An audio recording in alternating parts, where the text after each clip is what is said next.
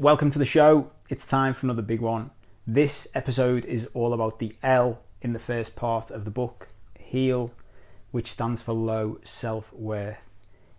Whilst I love everything I talk about and I love all the different parts of it and we need all of it, if I am ever asked to sum up quickly what the work I do is about, this is what I talk about. This is the crux of it all. It ties into, we mentioned shame in the emotional repression episode. It ties into that.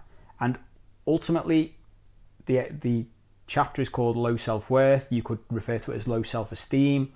What we're talking about is the feeling that the vast majority of humans I have ever met and experienced and come across on this planet feel, which is a feeling that we are not good enough. Deep inside our soul, we may never be aware of it, but deep down, we have low self-worth, we have low self-esteem, and we don't feel like we're good enough. For me, it is at the root of every problem that we face. So every problem we experience in our adult life, whether that's in our individual lives or scaled right up to the global shit show that is going on in recent years and continues, it all comes down to this for me. It's where everything we've talked about comes together. You will hear me talk about, as I have in previous episodes, Karate Kid training and all different strands all coming together. So we'll talk about different things in different places and then we'll pull them and all the strands will all tie up neatly together. This is one of those places where we can talk about the real crux of it. Go back to the emotional repression episode. It goes back to that. It goes back to the idea that when we are born, we are a whole human. We are pure and unadulterated, and we have all of our emotions, and they are perfectly natural and normal. And then we're told to repress them, we're taught to suppress them subconsciously. It's nobody's fault, but that comes from the very start, from our very first moment we enter this planet. That leads to feelings of we are not good enough. Because in very simple terms, imagine if you did it practically, if someone was doing this out loud, if someone said, well, I feel afraid sometimes, and someone said, well, you shouldn't feel afraid, so that's not good enough. You need to be better. Now, that might literally have happened to you. That could happen. It does happen to people. It definitely does happen around different emotions. That's what the messages we've pretty much all been getting since we were kids, that there's a whole part of us, pretty much half of us, maybe more, that is not acceptable. It's not good enough. And that's why we start out with these feelings of low self-worth, low self-esteem, not enough. So now, when I ever talk about this, it's always important to say, if I'd have been saying this to me 5 years ago, I'd have said, full of shit, mate. You might be watching this now or listening to this now saying, full of shit, nothing wrong with my self-esteem, nothing wrong with my self-worth. I know I'm good enough. I'm confident. I'm successful. I've achieved loads of stuff. I felt exactly the same way.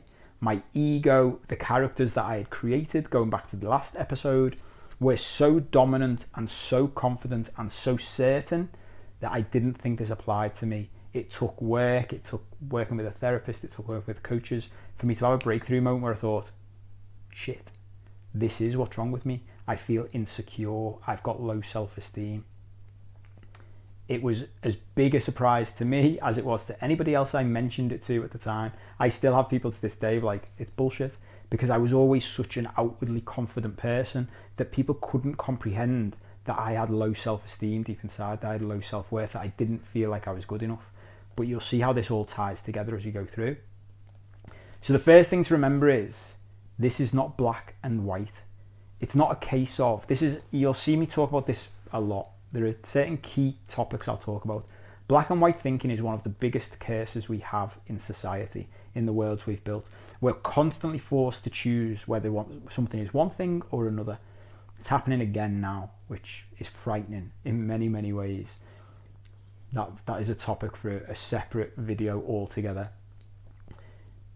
This isn't black and white. Like most things in life are not black and white. Think of this like a power bar, like a self-worth power bar from a computer game that goes from 0 to 100.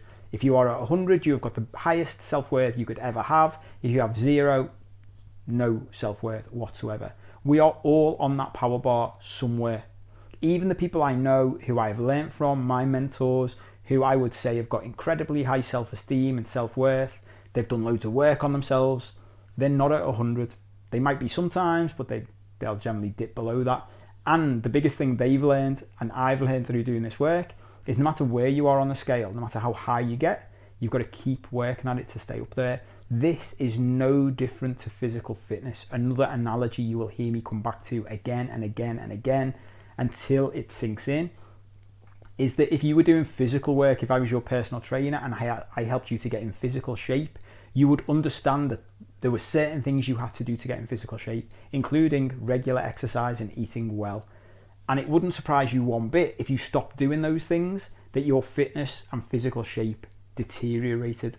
It's no different with this work. So I know for a fact I've made incredible progress and completely transformed my life. But if I stop doing this work and I stop thinking about it, it will disappear in the same way that physical fitness disappears. So wherever you are, I want you to get into the mindset of this is not black or white. If your first reaction was, that doesn't apply to me, I'd ask yourself the question, well, am I 100 out of 100 on the scale then? Am I ever insecure about anything? Do I ever question myself about anything? We'll go further into different things. The way I also like to think about this is our ego. We'll hear me talk a lot about the ego. Our ego, and that word gets used in many, many different ways. So it's always important we're talking about what we mean when we say it. I think that the ego grows in direct proportion to how low the self-esteem is.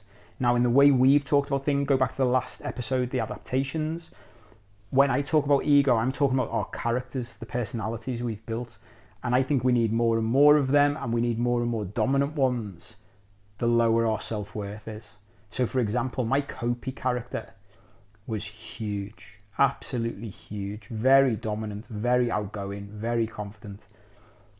And he existed because of how low my self-worth was, because I couldn't do the things I needed him to do for me.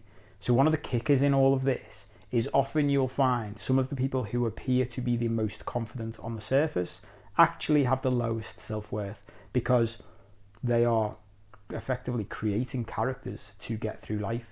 It is one of the reasons we sadly see people who are famous entertainers committing suicide, because the face we see in the outside world is a character.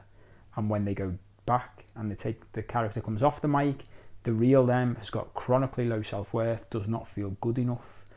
And it's one of the big problems with the world we've built, the societies we've built.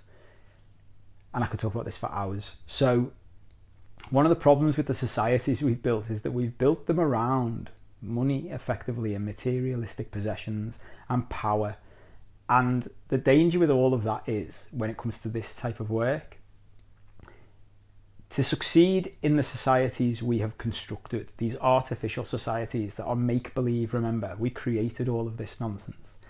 To succeed in inverted commas, very much in inverted commas for that word, succeed.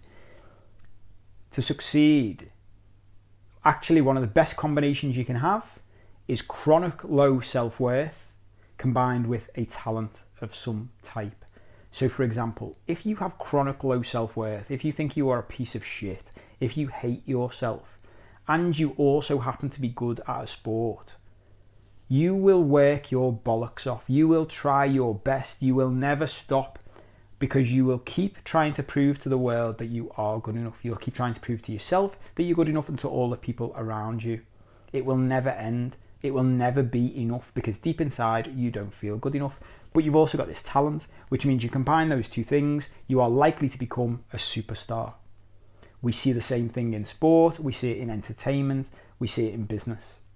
If you have got chronically low self-esteem and you're pretty smart, you've got some brains, you know what to do, you're good with maths, you're good with business, it's how you become a billionaire. Now, don't get me wrong, you can get to the top of these things without having chronic low self-esteem. Don't, before anyone starts coming at me saying, but Paul, everybody who's successful can't be like this. 100% agree. When I look at this, when I look at who's most prominent in our societies, and this also ties in, because the people who are most prominent tend to be people in the media. And the people who tend to be the ones who want more attention from the media are people who have low self-esteem. There are plenty of very wealthy people out there who stay completely private and they don't take any attention, and no one knows their name and no one knows who they are. Go back to the human needs we were talking about in the last episode, the need for significance. Well, if you've got chronic low self-esteem, one of the ways you can meet your need for significance is through lots of public attention. So, dangerously, we have created a society in which, to get to the top of it, actually, one of the good ways to do that is to have chronic low self-esteem and be talented at something. And then we create heroes out of these people. And one of the problems with that is that then we hold the heroes up and we put them on a pedestal and we point at them, we say, this is how you succeed in life. This is who we want to be, which creates this vicious cycle. Because we're all aiming to be like these people, but actually these people have got chronic problems behind the scenes. It actually amazes me that even when we've seen this over the years, I don't like talking about specific individuals because I don't know them and who am I to judge from afar. But when we see their story arc coming out over time, we even see people who have been incredibly successful in their professional life. And then years later, we see that their personal life at the same time was an absolute shit show. And they've had all kinds of problems. And yet I still see people in the personal development world pointing to those people saying, this is how you get good at something. This is how you succeed. And again, don't get me wrong. If that's all you want to do, if you want to become the best sports star in a certain sport on the planet or the richest person on the world, actually, you might not bother doing this work. Keep chronic low self-esteem. Keep trying to prove yourself to everybody. Let nothing be good enough. You will get to where you want to be at some level. The problem with all of that, which is what I discovered in my own life and looking at people around me, in celebrities, famous people, and in my personal life, is where does it take you? So there's a huge question mark over, are the societies we've built good for us? Is the way we deem success good? Is that healthy? Is it something we should be striving for? And that's why the work I do is completely different to all of the work I've ever loved in the past. And I'm very much a gamekeeper turned poacher when it comes to the personal development world and self-help world, is that if you come to me and say to me, I just want to be the richest I could be, I can coach you to do that. But what I'd say to you before we did any of that work is, why? Why do you want to be rich? Why do you want so much money? And often when people are just going through that personal development, self-help phase or going through that world, it's because they've got low self-worth, they've got low self-esteem, they don't feel good enough. They're just trying to prove themselves to the world. What this work helps to do is go back to the beginning and go, right, well, let's sort that out first. Because the problem with the world we've built, and this is the thing, if you watch the stories of all these heroes that we've got held up on pedestals, you'll often see the same story, which is my story, but just times by a million. You get to a place, you win a gold medal, you get an Oscar, you become a billionaire, you become a millionaire, whatever it is, and you still feel empty inside. Maybe you've experienced the same thing, either on that scale or a smaller scale. The vast majority of people I know have experienced it because we tell ourselves the story because that's the way this society has been built, and what we've been telling ourselves for generations is that when I do X, I will be happy. Effectively, deeply, subconsciously, when I do X, I will be good enough. The problem with that is it's never enough, which is why often people will become very wealthy because they will say, I'll be happy when I've made $1 million. And they make $1 million and still hasn't worked. So then they think, no, do you know what? It was the number. I need 10 million. So then they'll get 10 million and it's still not enough. So they keep going. And the problem is, no matter how high that number gets, no matter how many cars you buy, no matter how many boats, how many beautiful women or men you marry, it doesn't matter. Because the problem is deep inside. You are not dealing with the root cause. You are just treating the symptom. And that, sadly, in my view, is the society we've built. This work is all about figuring out what was wrong to begin with, figuring out why we feel the way we feel, and dealing with that. Because once you've done that, everything else takes care of itself. It doesn't mean you don't want to make money anymore. It doesn't mean you don't want to be successful, in inverted commas. You just might have a different definition of what that means. And actually, all of a sudden, things are enough. So you can give yourself credit for doing the things you might have beat yourself up about in the past. Does that make sense? Something else to talk about then is, again, tying back into if you think you haven't got low self-worth, if you think this doesn't apply to you, what are the signs? What can we look out for? Because something I always think is, if someone tells you you have low self-worth, if someone tells you the problem with your life is you don't feel good enough, and you already have developed a huge identity or persona that is confident and cocky and arrogant even, that's never going to go down well. These are things we need to realize for ourselves most of the time. So it's what I would say instead is look out for the signs. Look out for the signs of low self-worth. And when I was thinking about this for the book, what I realized was it's really difficult to define, because the vast majority of people I've ever met have got low self-worth. They don't feel good enough somewhere on the scale. I would say they're between, the vast majority of people I've ever met who've never done this work are between 0 and 60 on the scale. The healthiest people I know maybe 60, which is not great.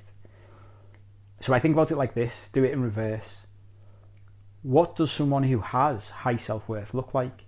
And to me, that person is balanced, is calm, is self-assured without being cocky, is prepared to listen to two sides of a conversation, can admit that they're wrong is a huge one, can change their mind on something is a huge one, is generally content, doesn't have to be right all the time, basically carries an air of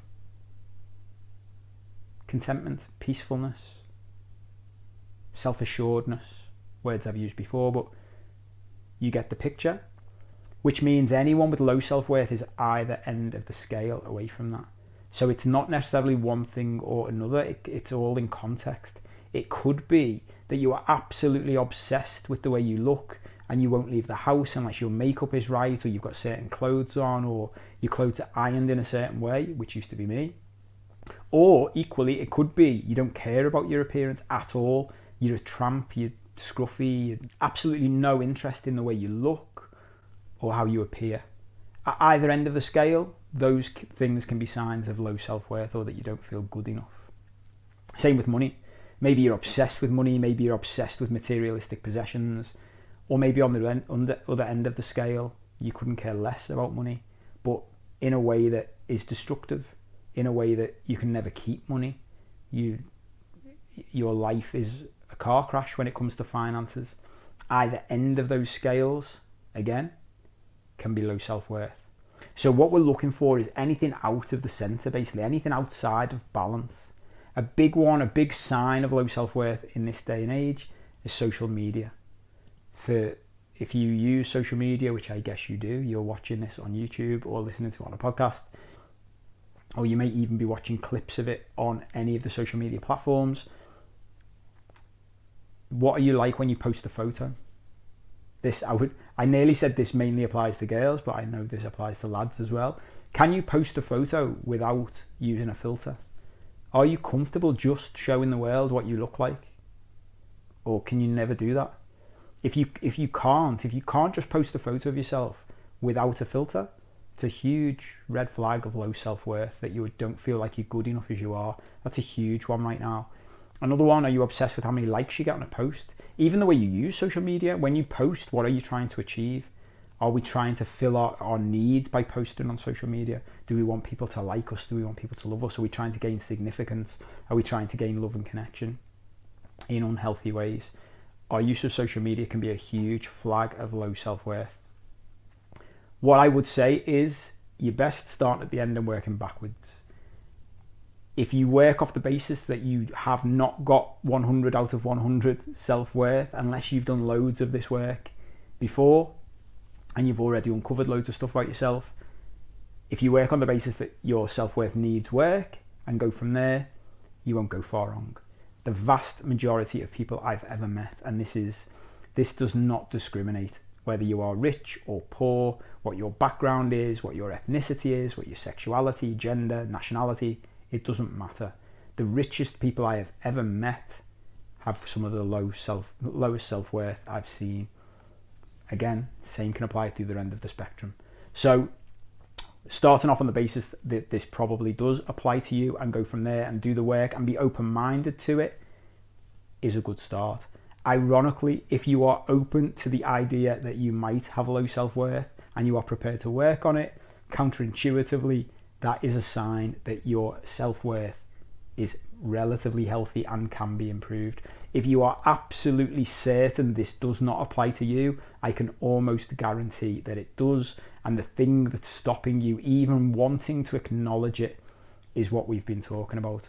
Chronically low self-worth, feelings of not being good enough, which have been masked over the years by a huge character being created, or multiple characters that have helped you to mask that, and have become so dominant that that part of your subconscious now does not want you to even entertain the idea that there could be an issue. Does that make sense? The last part of this section of the book, of this episode, are loads of bits that I really like, actually. Something to bear in mind about the ego, something I heard a couple of years ago, which I loved, was about dog training. So whether you've got a dog or not, doesn't really matter. I bought a dog, beautiful little Westie. She is the love of my life and basically dominates every house she's ever gone into in her life. And I thought, I'm gonna look into training her properly. And I was listening to a top dog trainer on a podcast, and she said something I'll never forget. She said, in a relationship between a dog and a human, one party is the trainer and one party is the trainee. If you are not training your dog is training you. There is no neutral position. And I remember looking at that afterwards, and my dog moved, because I moved away, my dog moved in with my family. And when it came back, I realised the dog has trained the entire family, including me, because nobody's trained her. There is no neutral position. So if you've got a dog and you've never trained it, don't think that it's neutral. It's not. Your dog has trained you. That is exactly the same as the ego. So if you are not taking any conscious steps to train your ego, if you are not doing any work, if you are not the trainer, you are the trainee. Your ego is controlling you without you knowing it. It's as simple as that. So if you've never done any of this work, if you've just been bouncing through life and you think everything's normal, everything's neutral, I can practically guarantee you that your ego is controlling you. So all of the characters that have been built over time, your control deck in your head, your subconscious, that is in control of the vast majority of your life, which will explain most of the problems you ever face. The other thing to bear in mind when we're talking about problems in life, and this all being the cause, is most of life is an illusion. Something you will hear me talk about a lot. And I love to talk about magic tricks when it comes to this. When I was growing up, I absolutely loved magic. And I was one of those little kids who had little magic sets and used to show my grandparents tricks, and they would react like I was David Copperfield making the Statue of Liberty disappear. And as I got older, I got a bit of an interest in it. And when I was a teenager, David Blaine hit the big time with his street magic show. And I remember a mate of mine and I decided we were going to learn some of those tricks, and we were going to start showing them to people, which we did. And it was the first time I saw one of the stereotypes, which I don't really like stereotypes, but some of them exist for a reason and are based on some form of reality. And I always remember watching David Blaine performing his street magic tricks to Americans on his TV show. And clearly the people that they picked for the show were picked because they would react the way they did. But he would show them. I remember he used to do a trick where he would bite a coin in half and then spit it back on. And he would show it on the TV show, and people would lose their mind. They would go insane. They would scream. I learned the same trick and would show it to British people, and they would go, yeah, it's all right, that. Good, yeah. And I figured out something at a young age. I was probably 18 at the time. I realised that if you wanted to get the reaction that David Blaine was getting from Americans when they were sober, you needed to do the same tricks to British people when they were pissed. So I used to do it to British people at the end of nights out. So I remember being in university and taking with a couple of mates with me and showing some people tricks on the streets of Liverpool at like 2 o'clock, 3 o'clock in the morning. And I would show them the tricks and they would react like the Americans did on the TV show, and it would be brilliant. And I got the same reaction I did when I was a little boy from my grandparents. But the purpose of this story is none of that. It's because one of my mates would watch me doing the magic tricks, and he would desperately, because it pissed him off, because he didn't know how I did it, and I was getting attention, so he didn't like it. And he would watch me really closely and try and figure out how to do it. And without ruining every magic trick for you, in case you don't know this already, one of the problems with that, one of the reasons we struggle to figure out magic tricks when we stare at them, is we're looking at the wrong place. So we're often staring at the very end of the trick, trying to figure out how it's done, when often magic tricks are done way before you think they were. And everything you're watching is just a show. And that ties into this work massively. So loads of the stuff, loads of the problems you'll experience in life, you will focus on the end, like the magic trick, the prestige it's called. Go into way more detail on that in the book. There's a movie about it with Hugh Jackman and Christian Bale. The prestige, the basically ta-da bit at the end of a trick, that's what we do in life. We focus on this thing as if that's the problem. We try and solve that. But the issue is that isn't the problem. The problem started usually decades before. And to solve this thing in our adult life, counterintuitively, we need to go way back to the beginning and figure out what was actually happening. And that ties into this. It ties into the feeling of low self-worth, of low self-esteem, of not being good enough. Let me give you a quick example. In my old relationship, in my marriage that I left a few years ago, we used to have arguments constantly about tidiness, because I was more tidy than my ex-wife. I used to come in from work and there would be, wherever we lived, there was always a table, and the table was always untidy, or very often untidy. And I would say to my ex, can you please tidy the table and keep it tidy? I'm not asking for much. I come in from a hard day's work. The first thing I don't want to see as the first thing I walk in, this untidy table. She would say to me, yes, I will keep it tidy. And then the next day or the day after or whenever it happened, it would be untidy again. And we would have this conversation on loop, this argument on loop. Every couple I know have the same arguments on loop constantly, and we focus on the same thing. So I would focus on the fact the table was untidy. As soon as I did this work, I realized it was nonsense. That wasn't what was actually happening. That was happening on the surface, but deep down what was happening was that when I was saying to my ex, will you keep this table tidy for me, what I was really saying was, do you love me?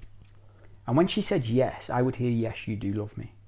And then when I saw that she didn't tidy the table, or it became untidy again, deep down, this is all happening subconsciously, remember. I had no idea at the time. Deep down, what I hear is, I don't love you. And worse than that, that ties into everything we've been talking about, what I hear is, I don't love you because you're not good enough. And that all ties into my own self-worth. This might sound crazy, it might sound insane. I promise you, it is gold dust. So when we start thinking about the problems in our life, instead of thinking about what's happening in the illusion, in the magic trick, the important thing is to go, right, what's behind it? Often going back decades, back to childhood, back to all of this. Again, the Karate Kid training, where it all comes together, and figuring out what's actually going on that we're trying to fix, rather than have the same conversation or the same argument on loop over and over again. Does that make sense? Very quickly, to wrap this up, low self-worth is also the basis of imposter syndrome, of perfectionism, and crucially of addictions. I'm conscious I don't want to start talking about that now because there's too much to get into. We will talk about addictions way more in the future. The basis of all addictions, as far as I'm concerned, are everything going back to trauma in childhood that we've talked about, adaptations, and feelings of not being good enough. They are effectively a distraction. They're another way that we repress and suppress our emotions because they're too painful, and no one ever taught us how to deal with them. Now, the kicker with that is, as soon as I say addictions, you are likely to have started thinking about drugs, alcohol, sex, gambling, the big headline grabbing ones. The big issue in this is that the vast majority of people I have ever met are addicts. I was an addict, you are likely to be an addict. There is just a very strong possibility you're not addicted to any of the big things that people would easily identify. So you may instead be addicted to your phone, to social media, to shopping, to judging other people, to judging yourself, to watching TV, to eating food. All of these things are addictions, and just because it's not heroin doesn't mean it's not a problem.